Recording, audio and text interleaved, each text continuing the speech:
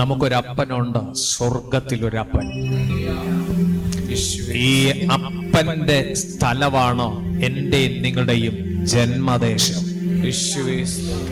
ഇവിടല്ല ജനിച്ചിരിക്കുന്നത്, അവിടെന്നാ ജനിച്ചത്. അവിടെന്ന് ജനിച്ചു. പുതുതായി ജനിക്കാതെ ആരും പുത്രനെ അറിയത്തില്ല, ദൈവരാജ്യത്തിൽ പ്രവേശിക്കാൻ കഴിയില്ല. അല്ലയോ യാക്കോബേ, സ്തോത്രം. എല്ലാം കൊള്ളാം, നീ അപ്പന്റെ ഭവനത്തിലേക്ക് മടങ്ങി ചെല്ലാൻ പോകുന്ന ഒരാളാണ്. ഇവിടെ നിനക്ക് സ്ഥിരവാസമില്ല. ഇവിടെ സ്ഥിരവാസമില്ല. എന്റെ പ്രാണനാഥൻ വാനമേഘത്തിൽ തന്റെ സഭയെ ചേർക്കാൻ വരാൻ പോകുകയാണ്. സഭ ഒരുങ്ങിയിട്ടുണ്ട്. സഭയ്ക്കൊരു യാത്രയുണ്ട്.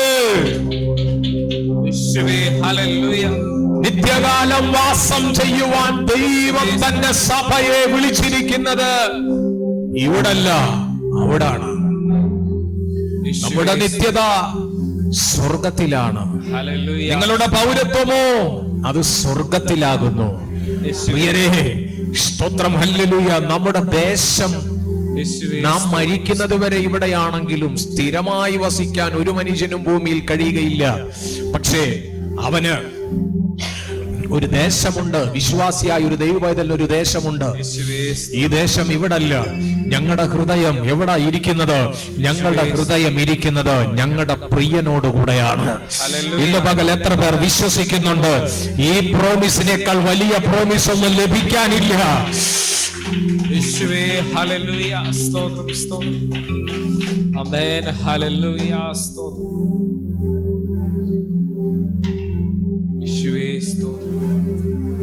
ഇവിടെ നിന്ന് ഒരിക്കലും പറന്നു പോകും. യേശു കർത്താവ് മേഘത്തിൽ താൻ വെളിപ്പെടുമ്പോൾ, മഹത്വ രാജാവ് വെളിപ്പെടുമ്പോൾ, ഇവിടെ നിന്ന് സകലരും പറന്നുപോകും. ക്രിസ്തുവിൽ വിശ്വസിച്ചവർ സകലരും പറന്നു പോകും. ഹല്ലേലൂയ. ജന്മദേശത്തേക്ക് മടങ്ങിപ്പോകാം. എവിടെ നിന്നാണോ വന്നത് അങ്ങോട്ടേക്ക്. ഈ ആത്മാവ് എവിടെ നിന്ന് വന്നോ അങ്ങോട്ടേക്ക് ചേർന്ന് കർത്താവിന് സ്തോത്രം ചെയ്ത് ഈ വാഗ്ദാനങ്ങളുണ്ട്. നീ തനിച്ചാകയില്ലെന്ന് പറഞ്ഞതിന്റെ കാര്യം, ഈ ഭൂമിയിൽ നീ തനിച്ചാകത്തില്ല. സ്തോത്രം. ഇവിടെ നിന്ന് മരണം വഴി മാറ്റപ്പെട്ടാലും തനിച്ചാകത്തില്ല. അവിടെ പ്രാണനാഥൻ ഒരു ഭവനം ഒരുക്കുന്നുണ്ട്. പുത്തനാം ഭവനം ഒരുക്കുന്നുണ്ട്. കർത്താവ് പറഞ്ഞു, ഭയപ്പെടേണ്ട, നിങ്ങൾ വിഷമിക്കേണ്ട, ഞാൻ ഇപ്പോൾ പോകുകയാണ്. നിങ്ങൾക്ക് സ്ഥലമൊരുക്കാൻ വേണ്ടി പോകുകയാണ്. ഞാൻ സ്ഥലമൊരുക്കി കഴിഞ്ഞാൽ ഞാൻ പിന്നെയും വന്ന് നിങ്ങളെ എന്റെ അടുക്കൽ ചേർത്തുകൊള്ളൂ.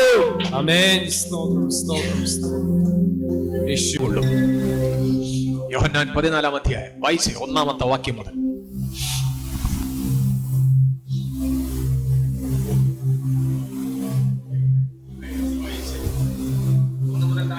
നിങ്ങളുടെ ഹൃദയം കലങ്ങിപ്പോകരുത്. നിങ്ങളുടെ ഹൃദയം കലങ്ങിപ്പോകരുത്. ദൈവത്തിൽ വിശ്വസിപ്പീൻ. ദൈവത്തിൽ വിശ്വസിപ്പീൻ. എന്നിലും വിശ്വസിപ്പീൻ. എന്നിലും വിശ്വസിപ്പീൻ. എന്റെ പിതാവിന്റെ ഭവനത്തിൽ, യേശു പറയുന്നു, എന്റെ പിതാവിന്റെ ഭവനത്തിൽ അനേകം വാസസ്ഥലങ്ങളുണ്ട്. ഇല്ലെങ്കിൽ ഞാൻ നിങ്ങളോട് പറയുമായിരുന്നു, ഞാൻ നിങ്ങൾക്ക് സ്ഥലമൊരുക്കാൻ പോകുന്നു. ഞാൻ പോയി നിങ്ങൾക്ക് സ്ഥലം ഒരുക്കി കഴിഞ്ഞാൽ ഞാൻ ഇരിക്കുന്ന ഇടത്ത് നിങ്ങളും ഇരിക്കേണ്ടതിന് പിന്നെയും വന്ന് നിങ്ങളെ എന്റെ അടുക്കൽ ചേർന്ന് പറ. എവിടെ ഇരിക്കാൻ പോകുന്ന? യേശു ഇരിക്കുന്ന ഇടത്ത്. ചേർന്ന് പറ. എവിടെ ഇരിക്കുന്നത്? യേശു ഇരിക്കുന്ന ഇടത്ത്. ഇവിടെയും തനിച്ചല്ല, അവിടെയും തനിച്ചല്ല. ഇവിടെയും പ്രാണനാഥൻ അകത്ത്, അവിടെയും യേശുവിന്റെ അരികിൽ. ഹല്ലേലൂയ.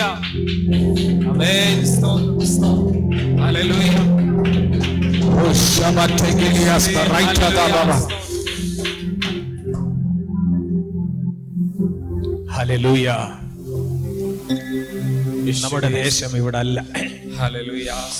ഇതൊക്കെ ഒരു ഇടക്കാല സമയങ്ങളുടെ ജീവിതം മാത്രം. 60, 70 ഏറെയായാൽ 80 സംവത്സരം വരെ ജീവിക്കുന്ന മനുഷ്യൻ അതിനപ്പുറത്ത് ജീവിച്ചാൽ അതിന്റെ പ്രതാപം കഷ്ടതയാണ്.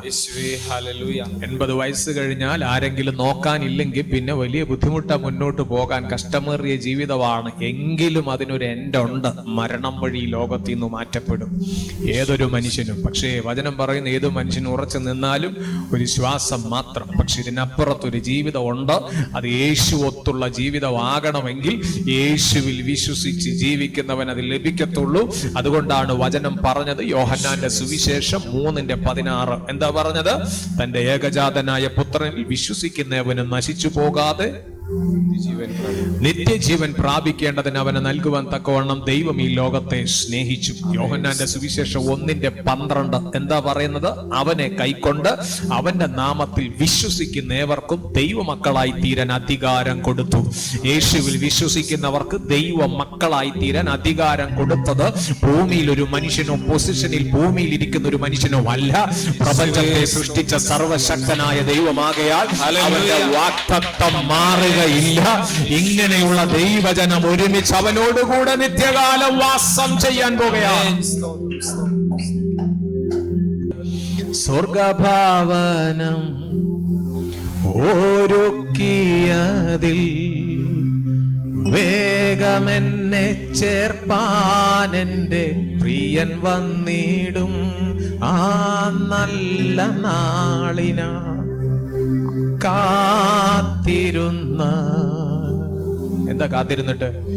സ്നേഹമെന്നിൽ ദിനം തോറും വർദ്ധിച്ചിടുന്നേ. സ്തോത്രം. ഇവിടെ ഉണ്ടോ ജീവിക്കുന്ന സമയത്ത് അകത്ത് സ്നേഹം? ഇത് വർദ്ധിക്കുന്നുണ്ടോ? യേശുവിനെ കാണാൻ വേണ്ടിയുള്ള സ്നേഹം. കാൽവറിയുടെ കൊലത്തളത്തിൽ മരിച്ചൊരു ക്രിസ്തുവിനെ മാത്രമല്ല, തന്നെ ചേർക്കാൻ വീണ്ടും വരുമെന്ന് വാഗ്ദത്തം ചെയ്ത ഒരുവനെയും കൂടെ ഇന്ന് പകൽ ദൈവസഭ തിരിച്ചറിഞ്ഞാട്ടെ.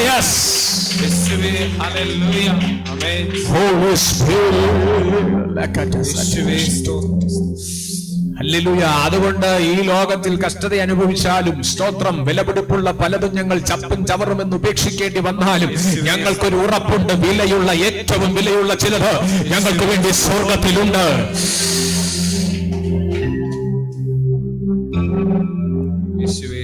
സ്തോത്രം. ഇവിടെ ക്രിസ്തുവിന് വേണ്ടി ചിലത് വിടേണ്ടത് വിട്ടാലും സങ്കടപ്പെടണ്ട. വലിയ വിലപിടിപ്പുള്ള ചിലത് നിനക്ക് വേണ്ടി സ്വർഗം ഒരുക്കി വെച്ചിരിക്കുകയാണ്.